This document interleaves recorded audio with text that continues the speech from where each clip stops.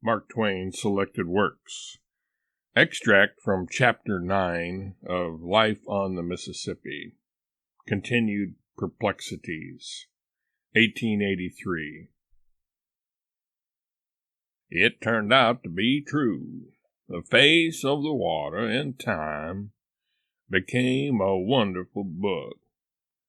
A book that was a dead language to the uneducated passenger, but which told its mind to me without reserve, delivering its most cherished secrets as clearly as if it uttered them with a voice. And it was not a book to be read once and thrown aside, for it had a new story to tell every day.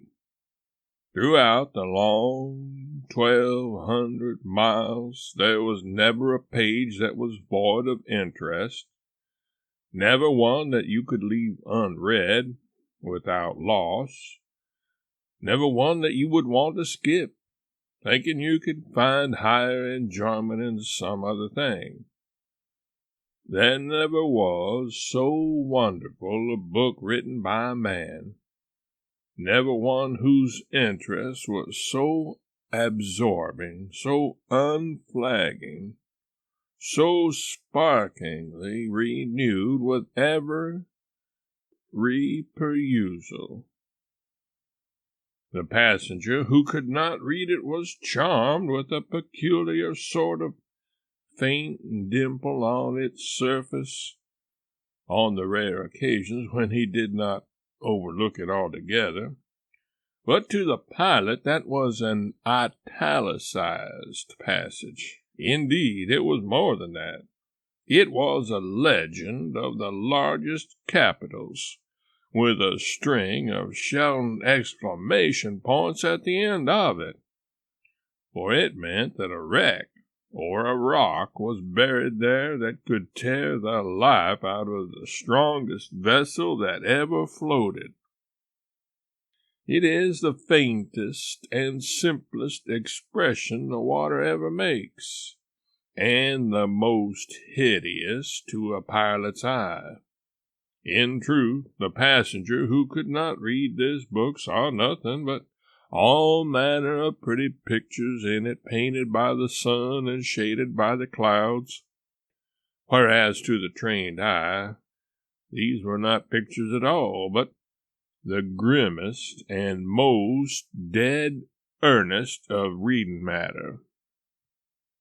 Now, when I had mastered the language of this water, and had come to know every trifling feature that bordered the great river as familiarly as I knew the letters of the alphabet, I had made a valuable acquisition. But I had lost something, too.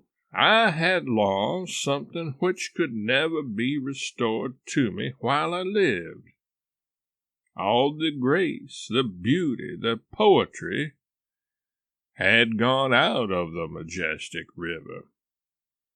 I still keep in mind a certain wonderful sunset which I witnessed when steamboating was new to me. A broad expanse of the river was turned to blood.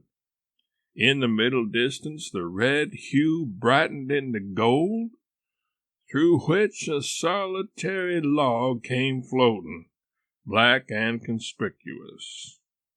In one place a long slanting mark lay sparkling upon the water.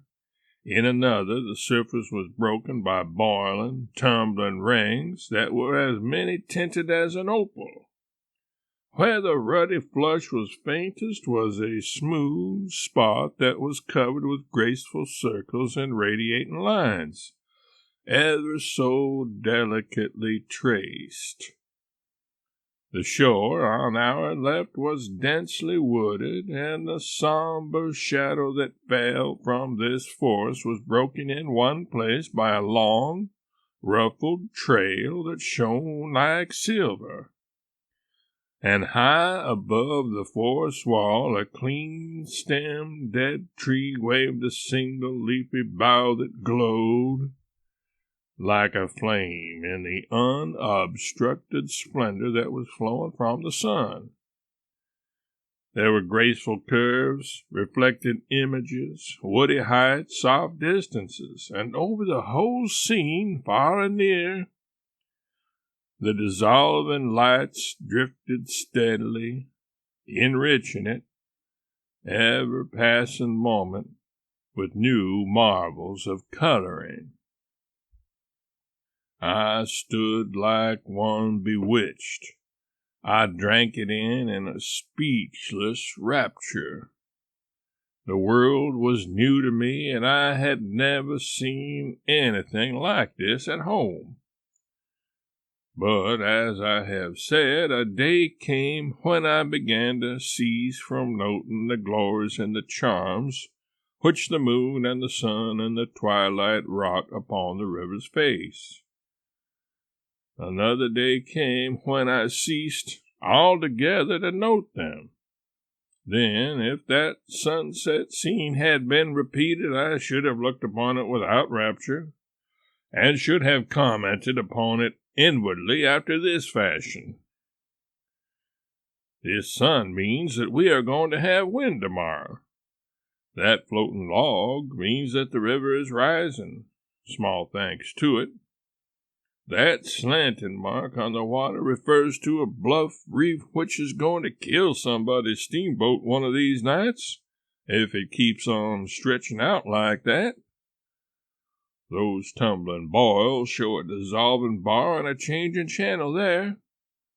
The lines and circles in the slick water over yonder are a warning that troublesome place is shoaling up dangerously. That silver streak in the shadow of the forest is the break from a new snag, and he has located himself in the very best place he could have found to fish for steamboats. That tall, dead tree with a single living branch is not going to last long, and then how is a body ever going to get through this blind place at night without the friendly old landmark? No, the romance and the beauty were all gone from the river. All the value any feature of it had for me now was the amount of usefulness it could furnish toward compassing the safe piloting of a steamboat. Since those days I have pitied doctors from my heart. What does the lovely flush in a beauty's cheek mean to a doctor but a break that ripples above some deadly disease? Are not all her visible charms sown thick with what are to him the signs and symbols of hidden decay? Does he ever see her beauty at all? Or doesn't he simply view her professionally and comment upon her unwholesome condition all to himself? And doesn't he sometimes wonder whether he has gained most or lost most by learning his trade?